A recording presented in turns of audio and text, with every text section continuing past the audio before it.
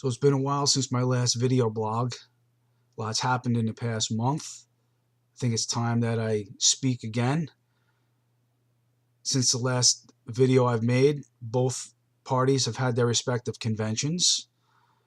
They both formally have put forth their candidates, which we now know to be Donald Trump and Hillary Clinton. Surprise, surprise.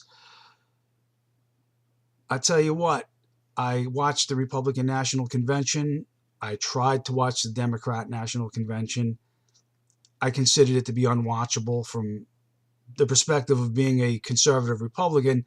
Not only did they say things that were just the opposite of what I know to be true, they were just downright boring. It was just an absolute bore fest to even try to watch the DNC. The RNC, I thought, was very well done. I thought this was one of the best Republican National Conventions that I've seen in a long time. I thought they were great speakers. I thought that they were very succinct and they were straight to the point, and they said things that had to be said, and they said things in a very blunt way that needed to be said.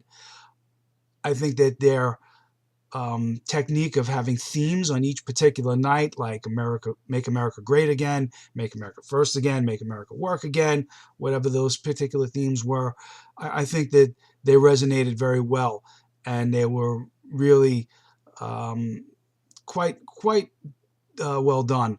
The DNC, however, they had one theme for 4 straight nights. Donald Trump is the Antichrist. He needs to be stopped. There was just 4 straight nights of that, and it was just a train wreck as far as I'm concerned. Bill Clinton's speech, one of the most horrible train wreck speeches I've ever seen. Watching this guy for a half hour or so, or however long his speech went, professing his love for Hillary, when we all know that for the past 30 some odd years he's been a serial cheater. He's screwed everything in sight. He's been accused repeatedly of sexual misconduct, even rape. To sit there and insult our intelligence by professing what a great marriage he's had with Hillary over the years is just it's beyond words. I can't even describe how wretched it was to sit and watch that. Hillary's speech was just boring as all hell. I had to turn it off. I couldn't take it.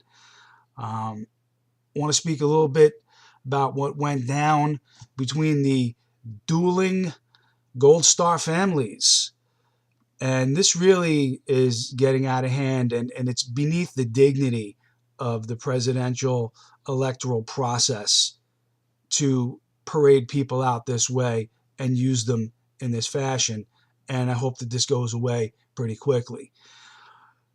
At the RNC, they invited Pat Smith to speak, and she did not pull any punches in terms of her feelings for Hillary Clinton and blaming her for Benghazi and her son's death. And it seems like the DNC decided that a little tit for tat was due, and they decided to play a little gotcha back, and they paraded out the Khan family to basically excoriate Donald Trump. Now, I just want to go on record as saying that I respect the Khan family. You know, they lost their son who fought for this country. That is to be respected. They're entitled to respect. They're entitled to be honored. But there is a line you can't cross. Even if you're a Gold Star family, you can't just attack somebody with impunity and think that they have to stand still with their hands behind their back while you repeatedly pound them in the face and expect them to do nothing and say nothing in return because you're a Gold Star family and how dare you. I think that the DNC orchestrated that. They knew what the outcome was going to be. They knew Trump was going to respond, and they knew this was going to create negative press for him. And I think they put that out there intentionally. And unfortunately, you know, some people may disagree with me. I think that the Khan family were used as props in the DNC. They're being used as tools in Hillary Clinton's campaign. And I really don't think that it is an honorable thing to use your dead son's valor as a sword and a shield, as basically as a weapon against the presidential candidate, because you don't like them. You certainly have a right to support the candidate of your choice and to speak on behalf of that candidate and to go to rallies and conventions and whatnot. But you took a sharp turn into attack mode, digging directly into Donald Trump, using your son as the point of your sword. And I don't think that's right. And I think that this whole thing should be put to rest pretty quickly, and we should move on to bigger issues, the things that are really plaguing this country. We still are fighting a war on terror. We still have an economy that is in free fall. We're still losing jobs to a giant vacuum cleaner sucking them into other countries. We still have a massive influx of unskilled labor to take the place of the skilled jobs that are leaving us. These are the important issues, and these are the things that we need to really stick to and keep on task with. Donald Trump has fallen off task a few times since the convention, and I would hope that he starts listening to his advisors and stays on target and keeps himself focused on the job at hand. The enemy here right now is Hillary Clinton. We have to defeat her. And everything has to be focused into never Hillary mode.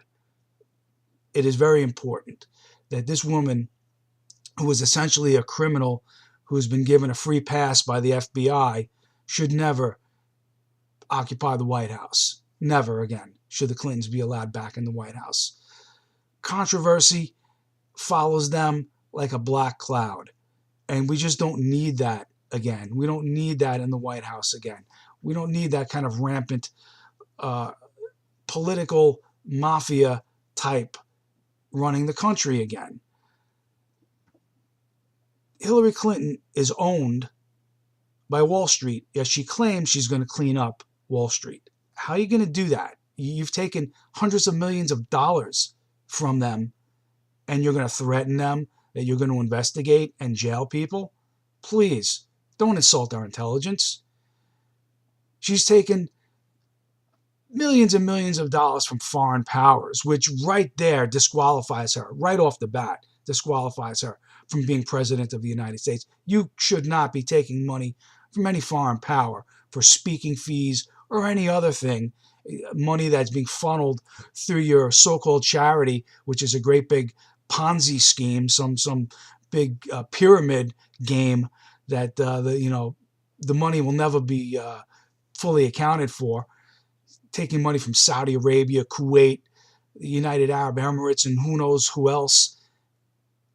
And she thinks that she's qualified to be president of the United States. She's owned. Hillary Clinton is owned outright by everybody around her that contributes to her. She's surrounded by sycophants that just yes her to death and prop her up on a pedestal and tell her how great she is. She is the worst thing that can happen to us, and we can't let that happen. Now, Donald Trump had made some comments about the potential for voter fraud in this election, comments which President Obama has been quick to just brush off and poo-poo, like, oh, please, voter fraud. In this country? No. Come on. Does anybody remember what happened in 2012? How there was rampant voter fraud all over the place. And I'm going to read off a few statistics here from my notes.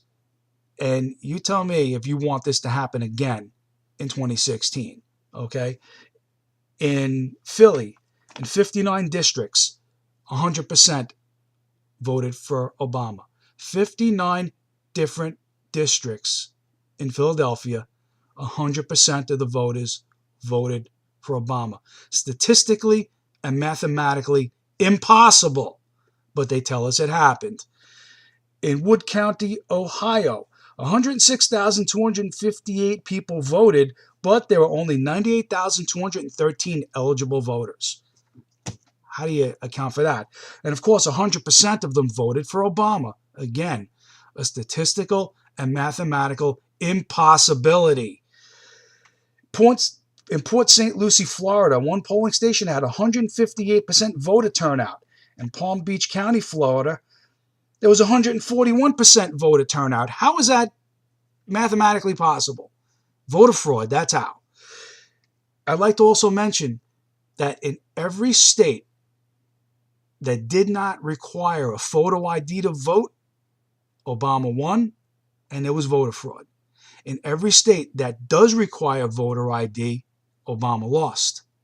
And there were no charges of voter fraud in those states. So when he tells you just, oh, Trump is just, talking some shit, don't you believe it. The Democrats are experts at voter fraud. They've done it before. They do it all the time. This is business to them. This is just the same old that happens every single year. This is why they're so resistant to any type of voter reform, anything that requires a voter ID in order to vote. They think that it disenfranchises some people. It doesn't disenfranchise anybody to require an identification to vote. You need an identification for almost everything in this life. You get pulled over by a cop driving a car or even stopped walking down the street, the first thing they ask you for is ID. ID is something that every American should have in their pocket. Everyone. And it's easy to get. It's not like, you gotta sneak through a war zone and risk getting shot to get yourself some valid identification. Everybody can get an ID. Everybody. And it should be required to vote. And yes, we have to make sure that 2016, we don't have that kind of rampant voter fraud. Because I do think that Romney was robbed. That's, crying over spilt milk. It's old news. It's water under the bridge. We can't let that happen again. We can't. Okay? And something else that has really, really, really pissed me off that Obama did this past week. I've never seen anything like it ever in my life. He has gone on TV and he says that Donald Trump is unfit to be president. That's fine. It's his prerogative to say that. We're saying that Hillary is unfit to be president. But he is asking the GOP higher-ups to withdraw their support for Donald Trump. Is he actually advocating that the GOP forfeit the election this year? Are we supposed to now run a one-candidate election in 2016? I mean, being that he's a fucking communist, wouldn't surprise me if that's what he's aiming for. And I'm sure that Hillary really wouldn't mind if it was just handed to her on a silver platter with a bow tie tied to it. But we don't do things that way in this country. Okay? What Obama has to understand, this is not the GOP's choice. This was the voters' choice. The GOP didn't select Donald Trump to be their candidate. The voters did. Donald Trump received more votes in this primary than any other Republican candidate in the history of the Republican Party. That speaks very loudly. You cannot disenfranchise those people by nullifying their votes. You cannot just wipe away their choice, who they voted for, because you don't like the things he says. The GOP is obligated to back Donald Trump. Everybody signed agreements to back the eventual nominee. There's no wiggle room here. You have to honor your pledge, and you have to support the party and the party's candidate, and that would be Donald Trump, who won fair and square. Even though the primaries were rigged and they tried to fix it so that he couldn't win, he still won. Because there were too many people voting for him that made it impossible to rig it so that he couldn't win. I just can't believe that our president would actually try and rig the election in a grand sort of way by trying to eliminate one of the two candidates. That's abominable. That's disgusting. How dare you even think to ask the GOP to distance themselves from their own party's nominee. Are you saying that we should just give this to Hillary? We should just let her win? I mean, I thought that she was an empowered woman. I thought that, I'm woman, hear me roar. I'm going to break the glass ceiling. How about winning it fair and square instead of trying to hamstring Trump and get his own party against him so that his efforts are sabotaged? That's disgusting. I don't know what else to say. I've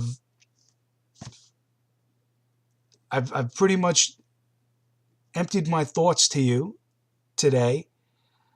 I'm going to keep my eye on what's going on, and I'll try to make more videos as time goes by. I just want to repeat, never Hillary. Never Hillary. Hillary is a criminal. She's an unindicted criminal. She is a traitor to a country. She has made us less secure. She has sold out to foreign powers and to Wall Street bankers. She is owned lock, stock, and key. And she will not work for you. She will not work for the American people. Hillary's out for herself and only for herself. Donald Trump is in it because he has something to offer. He's not doing this because he needs it. This is not the pinnacle of a lifetime in politics, which is what it is for Hillary. He's doing this because he feels a burning in his belly that he has to step up. Somebody has to step up and fix the problems of this country. Support Trump. All the people in these polling states that are now polling with favoring Hillary, think about what you're doing here. You're supporting a criminal. Don't do that. We got to turn these polling numbers around. They're saying it's over for Trump already. Meanwhile, it's only August. This election is in November. We have almost 3 months to go. It's a long haul. It's a long haul, and a lot can happen in 3 months. Remember, Reagan was far behind leading into Election Day, and he won big. Trump can win big too. Need your help. Support him.